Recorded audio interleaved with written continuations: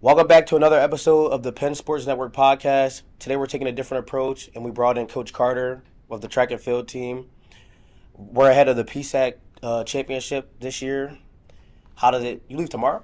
Yeah, we roll out tomorrow, 10:30, to head out to Bethlehem, PA, where the championship will be hosted at Lehigh University. I believe that's right outside Allentown. Yeah. Yeah. So I noticed that a lot of your meets were on the western side of the state and like in Ohio. How does it feel to be moving back out east? Well, for me, that part of the state is first of all a hotbed for recruiting. So, off the jump, that's where we want to be at because that's where a lot of the kids that we want to pull into the team are from. And on the opposite side of that same coin, that's where a lot of kids from the team are from.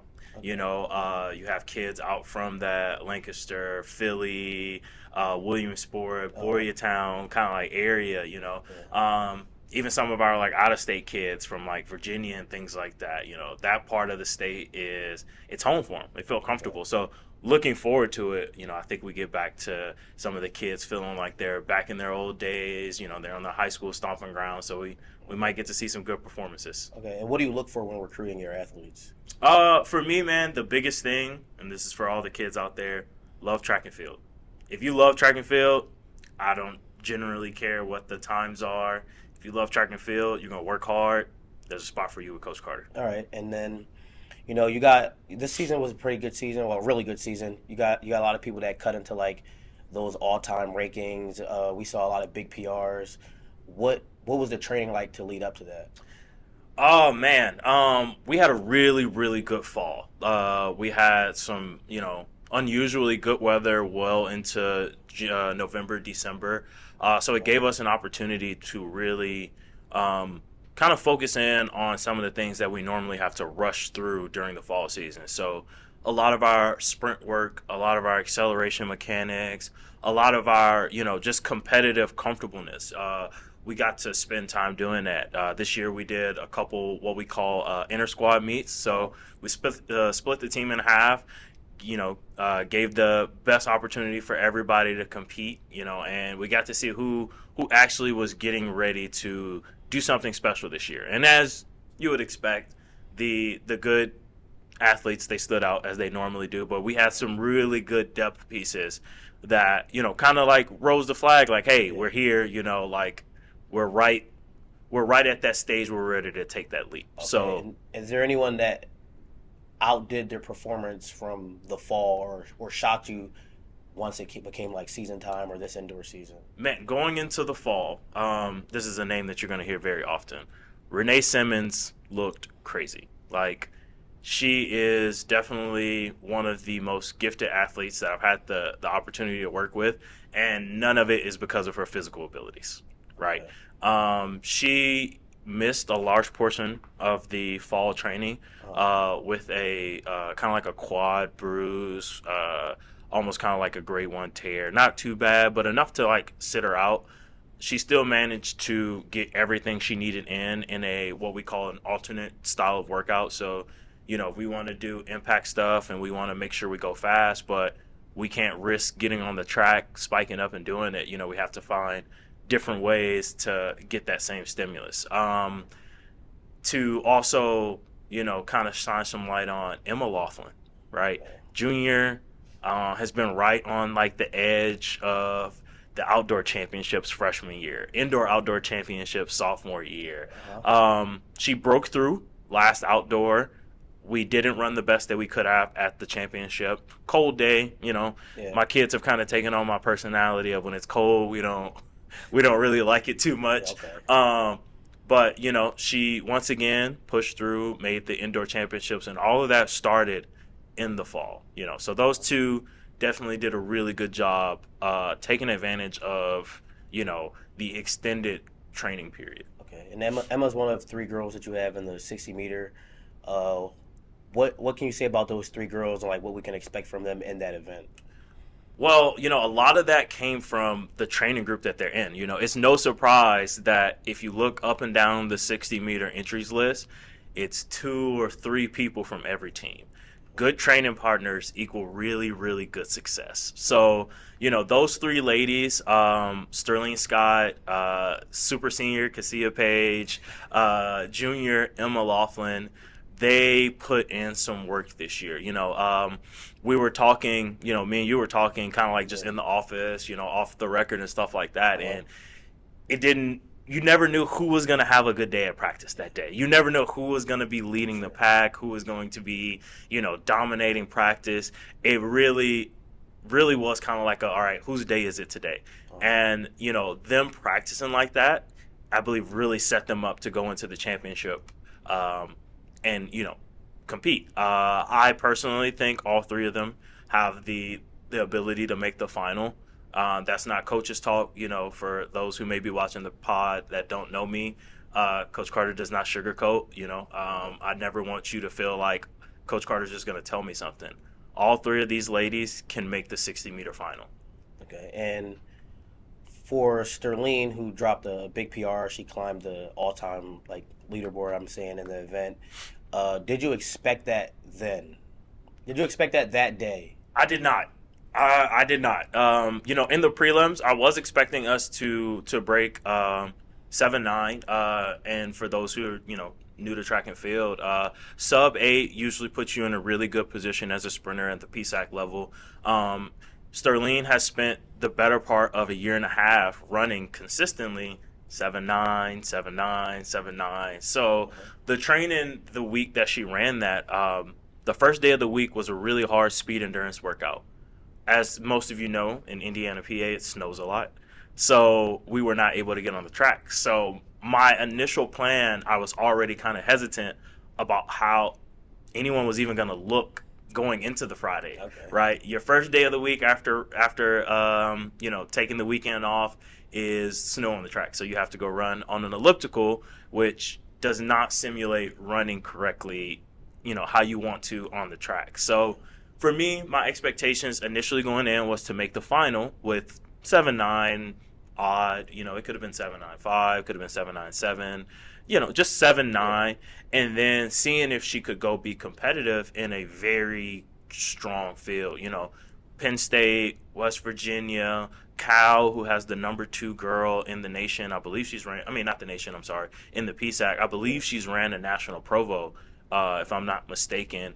So I was expecting her to go out and just compete. If we could see 7-8, it's great. If she could go out and run 7-9, it's fine. Because our goal was to run fast this week. So my expectations were just to be competitive, and the same thing can be said about Cassia Page. We were honestly just using the 60 as a training tool, and she goes out and ties her lifetime best, runs into the top 8 of the PSAC ranking. So it's kind of like, oh, well, everybody decided they was going to have a good day. I mean, I feel you. Let's roll with it. For someone like Cassia, I mean, we've seen her, obviously at the PSAC Championships a lot over the years, and she qualified for 3 events. Same with Renee. How do you know which events you want to put these athletes in and take them out of, especially for Cassia, who ran mostly 400s, and then she's not doing it at the championship? So that's always the hardest part about the job, is balancing what's best for the athlete and what's best for the team, right? Me and Cassia had this conversation, and feel free to ask her, audience. She came and asked what she thinks she should do, and I said, well, I'm going to tell you what's best for the team, and I'm going to tell you what's best for you, and what we do is going to be based off of you. I have more PSAC championships, hopefully. I have more PSAC championships that are going to be coming down in the future. This is your last one. What do you want to do? So we did have a long, drawn-out discussion, and we looked at where she had the best chance of scoring, where she had the best chance of medaling, where she had the best chance of returning to be a part of the women's 4x4. It was a lot of things to take into account. So the decision ended up coming down to, do you want to win or do you want to look good? And, Cassia being the gamer that she is, she want to win. She doesn't want to just win for her. She wants to win for Sterling. She wants to win for Renee. She wants to win for Natea in the long Big team jump. player. Yeah, big team player. There's not a better team player that has walked through the Memorial Fieldhouse than Cassia Page, and I'm willing to argue with And any it's tough to coach. find someone that's good with that type of attitude. Yeah. We talked about a lot about the sprinters, and on like the distance side, we have like a few girls. I think more than recent years, Mm-hmm. or at least the last couple, Mm-hmm. in like some respective distant events, like Hannah Weaver and Julia. Uh, what what have you seen from them and like the jumps they've made to get to where they're at? Man, there has definitely been a resurgence of a boom in the women's distance events. Me and Coach Zenz, we talk all the time about, growing the women's program. That's been my main focus since I've gotten here, is developing and growing that women's program. And uh, he's always felt like, his group of ladies have been right on the outside, right? Like right on the bubble, You have tough breaks. This is college athletics. You're dealing with kids who have really hard majors, or they have really, tough social things that they have to deal with.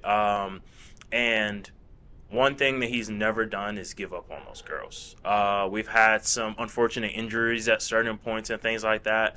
This is the healthiest that I've ever seen our women's distance program, and the results are showing. They improved in the cross country season. They raised their overall rankings. Hannah and Julia, were very competitive at the regional meet. So, what changed? Their attitude changed. Okay. The men's cross country team has always been really good. The men's distance program has always been really good. I think that those women knew that they were capable of doing that as well. Uh-huh. And now we're starting to see it, right? Hannah Weaver ran 3 lifetime bests in a row. Oh, In a row. that's tough. That is very, Yeah, very that's, difficult. that's That's like almost unheard of. Yeah. It's unheard of. Granted, there were in 2 different events. We opened up our season at the Spire Institute, beautiful place, and she opened up her season with, I believe, the 5K. And a lot of people don't know she had to overcome not having her coach there, right? Yeah. She was able to go out and still run a really, really fast time.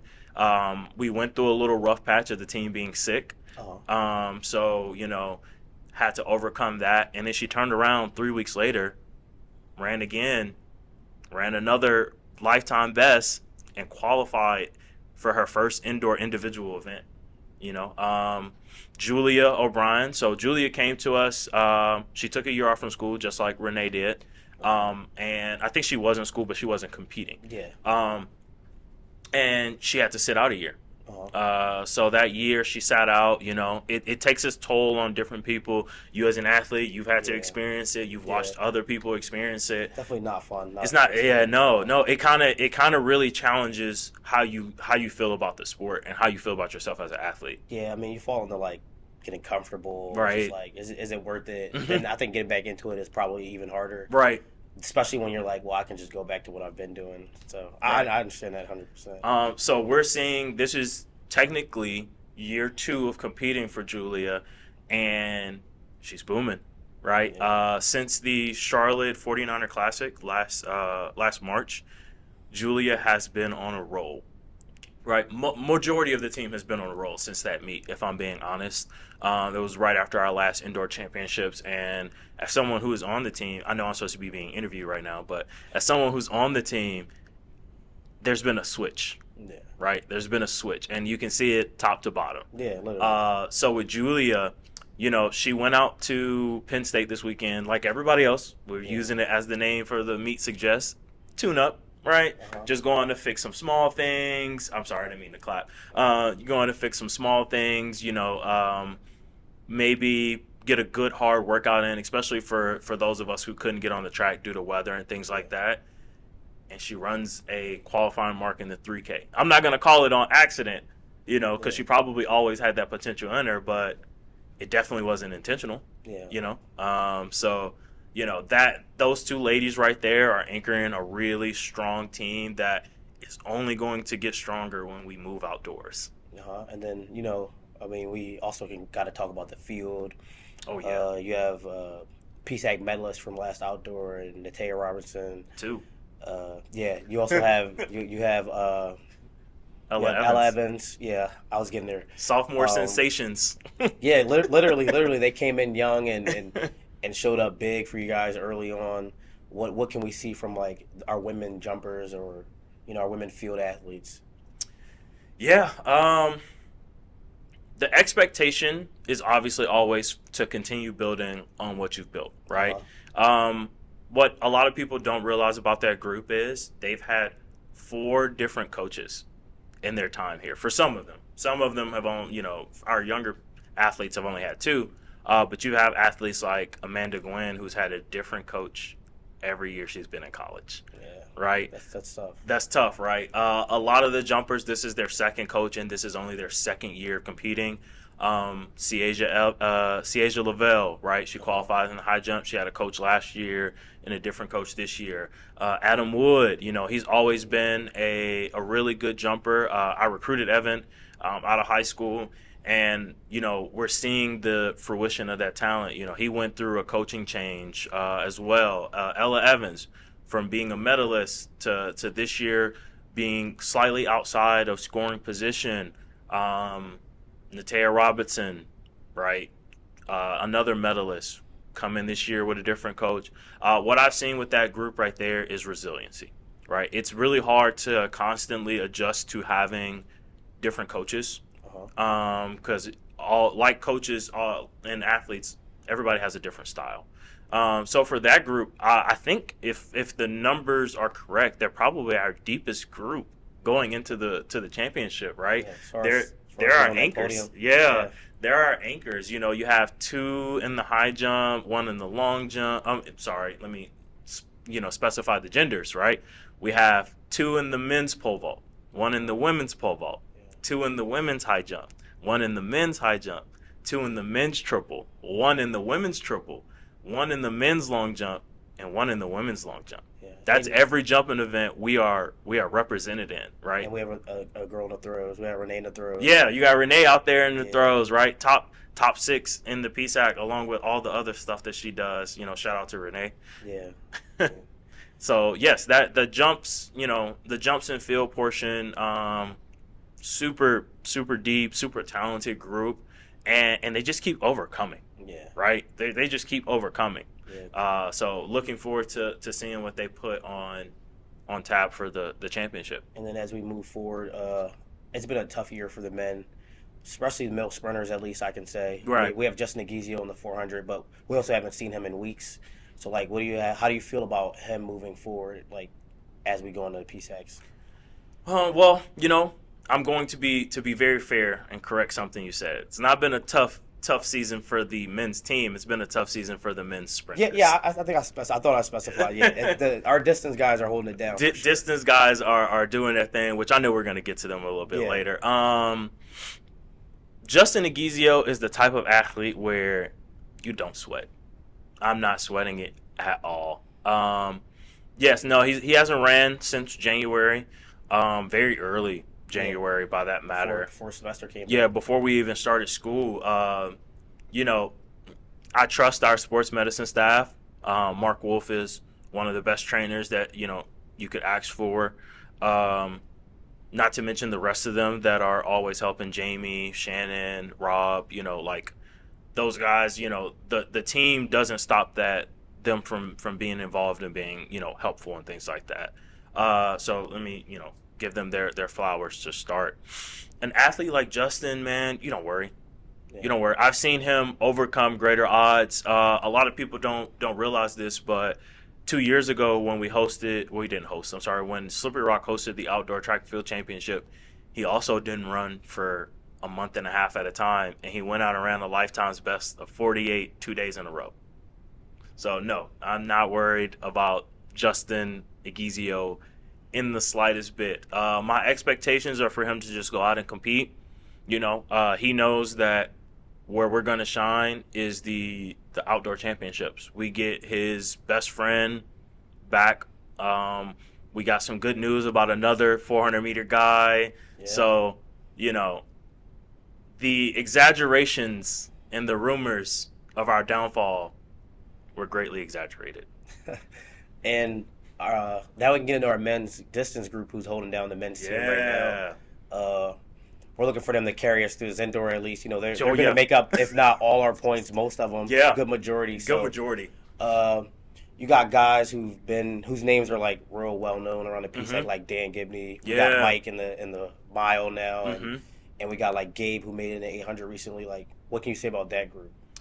The same thing that I said about the women's 60-meter group or the women's short sprints group in general. Iron sharpens iron, right? Dan has consistently been one of the best, in my opinion, the best distance runners in the PSAC, and that's not just in indoor and outdoor track and field. That's including cross country. Yeah, I mean, and he's doing that as a firefighter. And he is doing it while being in the firefighter academy in Baltimore, Maryland. Yeah. So he's doing all of this and not being able to train with his teammates. He's also still in school. He's wearing a lot of hats right now. And his dedication, I was there when he told Coach Zins, I'm going to be at the championship. It's not really well known that, Dan, after finishing an NCAA regional run, decided to turn around in a week and a half, 2 weeks, and run at the Icebreaker meet in December. If people don't know, a cross country season is tough on the body. It's tough. Usually those guys take all the way up until late January to like compete again. Dan, knowing what he had coming up and wanting to still be, a part of the team and, do his part and be competitive, told Coach Zins, hey, I'm going to go run in December, qualify. That way you don't have to worry about me.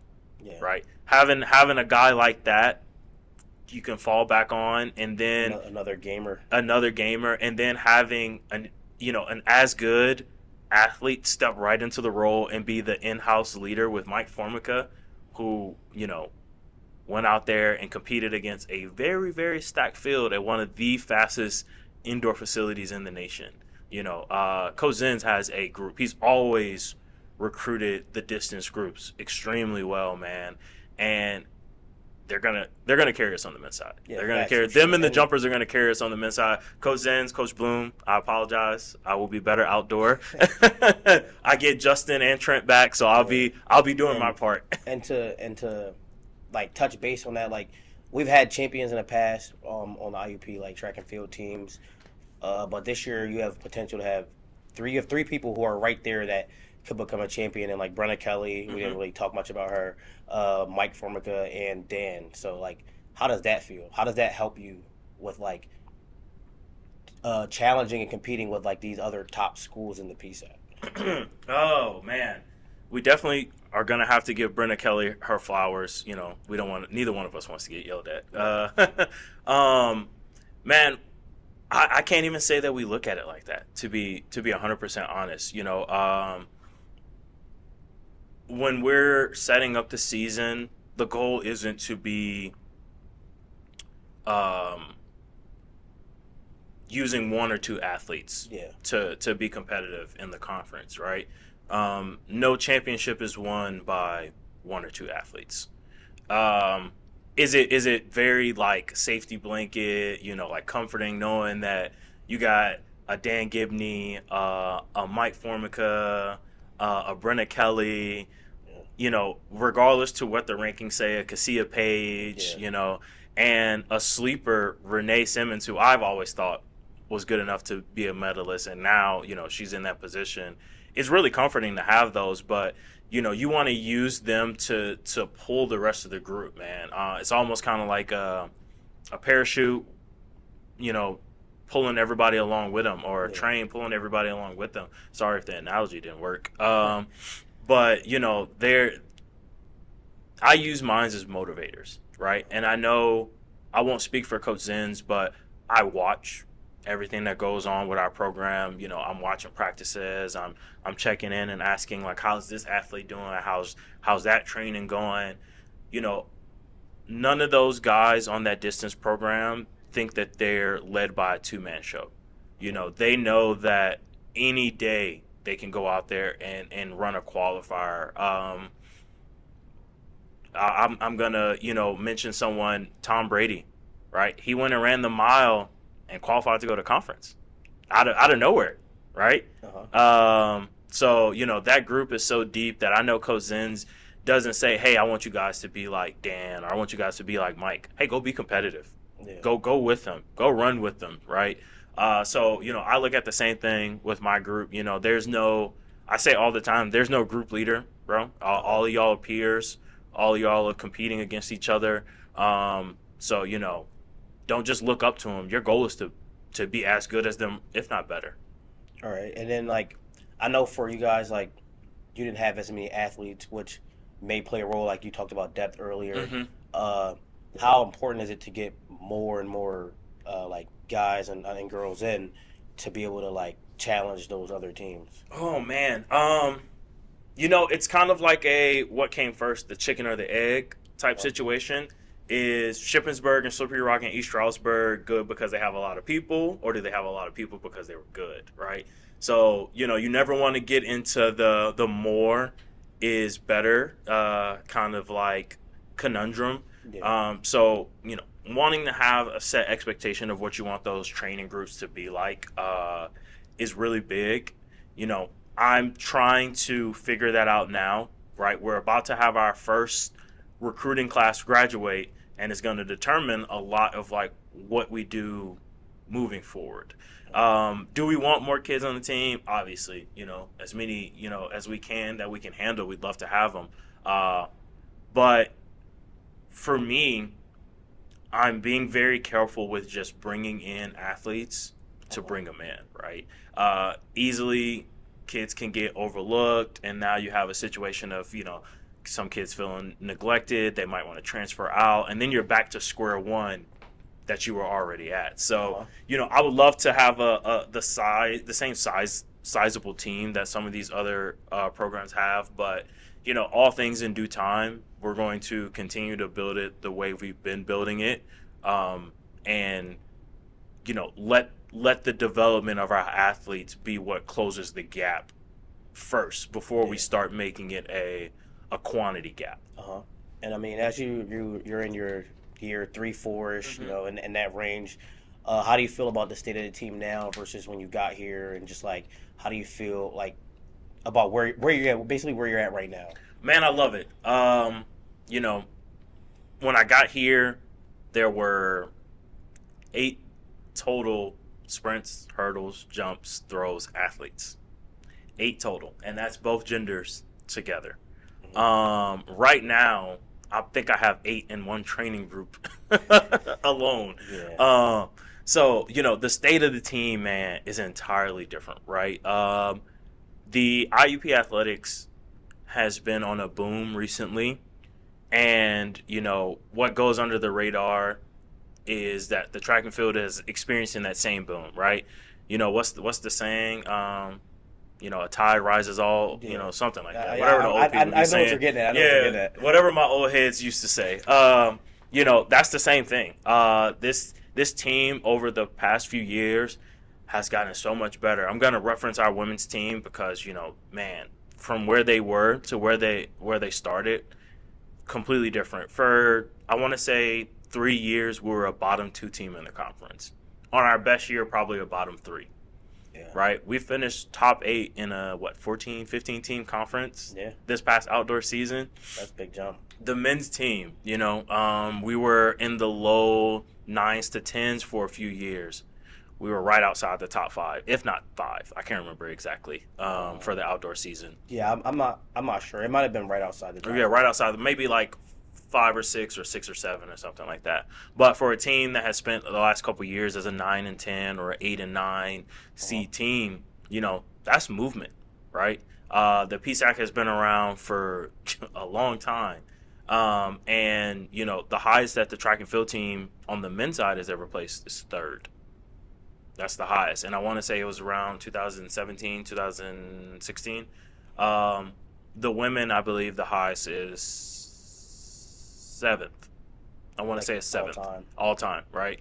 Yeah. So on both of those sides, man, we're creeping up on our peaks, and if anyone knows how training works, once you get to your peak and you pass it, becomes your new standard, right? And that's what we're aiming for. We're aiming to be consistent top 7 to top 3 team, and then in a few years make that move into a top 4 to a top 2 team, hopefully later down the line as kids start to see what we're building here, we're challenging for a championship.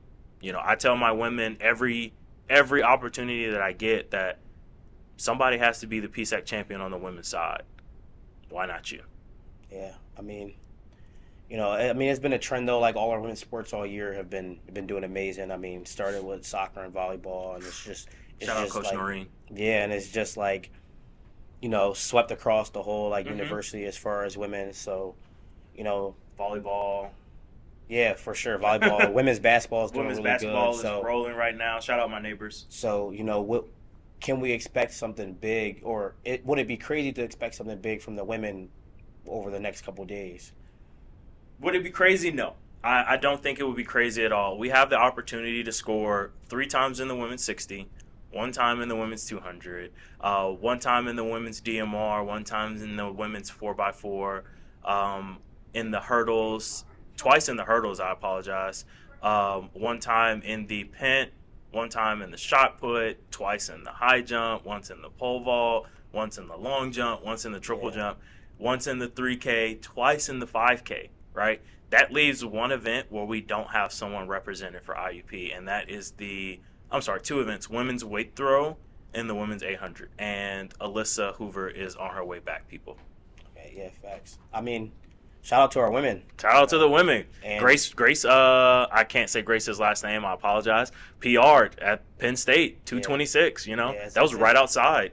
It's been a pretty good season, and, you guys also have outdoor, so, if things don't go exactly as planned, you always got a chance to rebound and bounce back. So it's like, yeah, I'm sorry, I kind of cheated my way out of the answering his question. I do expect us to be competitive. I expect us to score a lot of points. If I had to guess where we're gonna finish, anywhere from 7 to 9. For a team that finished last in indoor or second to last, that's a big jump. Big jump. That's a really big jump. And of all the women we just talked about, only one isn't coming back. Only one isn't coming back. And for Mike, he's currently our mile record holder. Mm-hmm. I know he's aiming for trying to get his name in the nationals and work his way into there. So, granted, things always happen. So if we don't get anything crazy, we can expect for him to go for something big. I don't doubt that he won't. So right. What do you think? Where do you think that's going to occur in the prelim, the final? How would you run it, or how would you expect him to run it if nationals is his goal? If nationals is the goal, expect Mike to, every time he goes out and touches the track, to gas it. He's going to go give it everything that he's got. He's not leaving anything left in the tank. His desire to be so good is just kind of infectious, right? I genuinely believe there's nothing the kid can't accomplish, right? And I say kid, I don't even know how old Mike is. He might be 21. Kid to you. Yeah, kid to me, kid right? To you, kid to you. I think he's going to go out there and immediately the first time he touches the track, the first time he's given an opportunity to not only score points for this team, grab a medal, and just lace up his spikes, he's going to go do something, right? He's not going out there just to run to win. He's going out there with the full intention of punching a ticket to the national championship. And he would be the second one we had in the last 2 years to go? This will be the third one in 3 years. Oh, okay. I forgot. I'm sorry, because it's indoor. We had Kayla go last year in outdoor. Yeah, we had Kayla Williams go to nationals in the javelin. The year before that, we had Kendall Williams in the 800 meters. Kendall Brandon, I'm sorry. Yeah. Kendall Brandon. Last name. I mixed their names together. Yeah, facts. Kendall Brandon went to nationals in the 800 meters. He would be the third in 3 years that we've sent to the national championship. A mid distance, a thrower, and now a distance. Unless you consider the mile a mid distance event. There is a really big conversation about that on the internet. Coach Yeah, Carter's I on the mean, side where the mile is a I distance event. understand the 800 being in that conversation Yeah. of like maybe a sprint, Mm-hmm. maybe mid distance, Like a but tweener. I don't think the mile is definitely a distance event. That's far. Once you're above 1,000 meters, you're a distance event. Yeah, I mean, I think 1,000 is even like it's not even borderline. That's distant. That's distance. 800 is distant to me. So I just think like it's very exciting. Like obviously you guys leave tomorrow, Mm-hmm. so this would be a big weekend for you guys. Right. And then you go through what 2-3 week break.